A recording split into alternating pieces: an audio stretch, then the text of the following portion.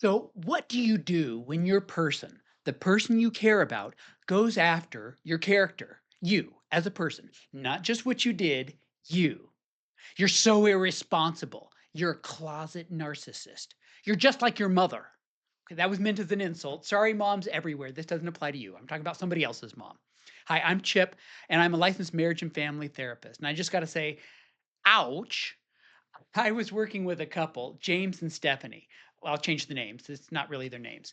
In this relationship, if something was not right in the relationship, the first person to notice it was typically Stephanie. You know that phrase, don't shoot the messenger?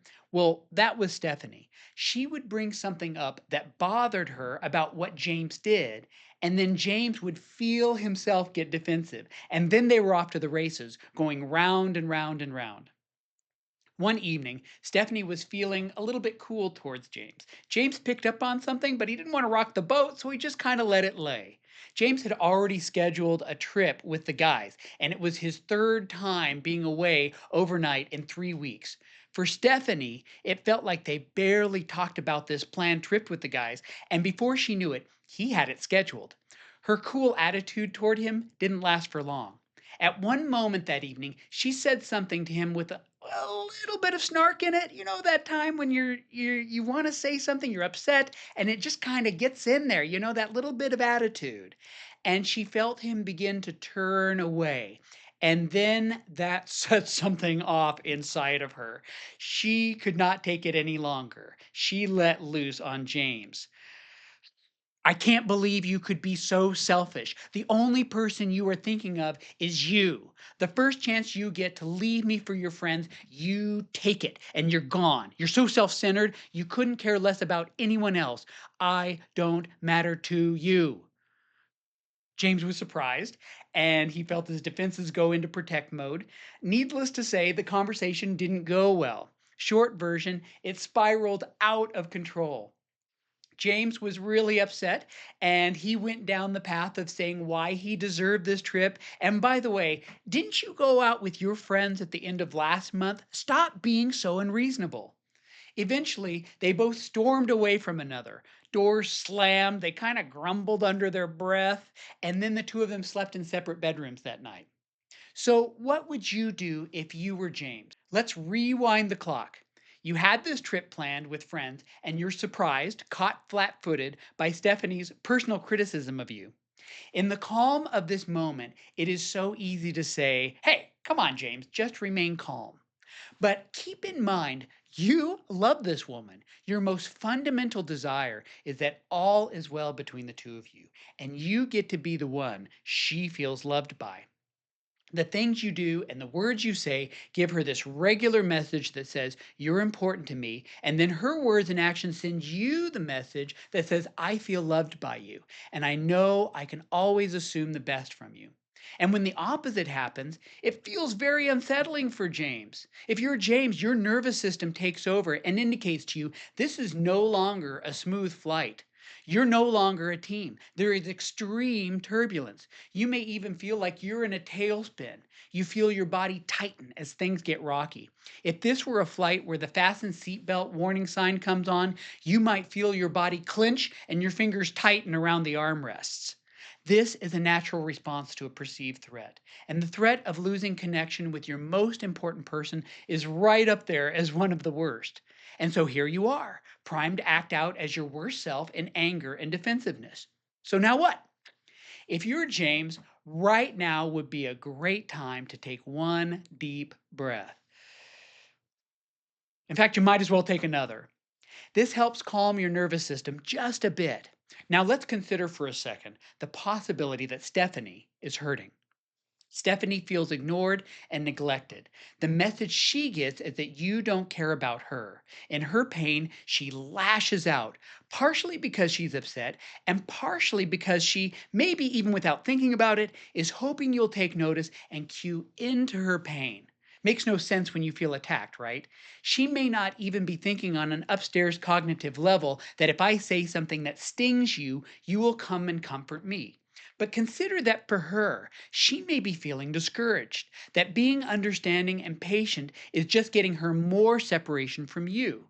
So her body tells her to turn up the volume, just like yours tells you to put your shields up when you feel you're under attack and the piece between you is at risk.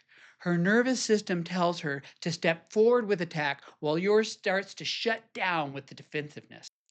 After you consider this, one of your best chances of softening her attack and touching her heart is to say two messages. Say out loud to her, one, what she longs for, and two, how not having it causes her pain. It could sound like this: Stephanie, I can really see how important this is to you, spending time with me. With me being gone so much lately, it hurts you. It tells you that you don't matter to me. Is that right? Now, here's what will likely happen next is that she might say more of what upsets her about your actions, but the tone may shift slightly. The sense of her anger or upsetness may lessen a little bit. She's still up against the scary message that she doesn't matter to you, but now you're trying to understand her, which has a soothing effect on her nervous system. She might say, yes, with you going away, you do this to me. You leave me alone, and I just don't know if you even care about me. Did you notice the difference? In this moment, she is talking more about herself and her hurt. So now what do you do? Same thing. You can go back again to what she longs for and how not having it causes her pain. You want to know that I want to spend time with you. It tells you that I care about you.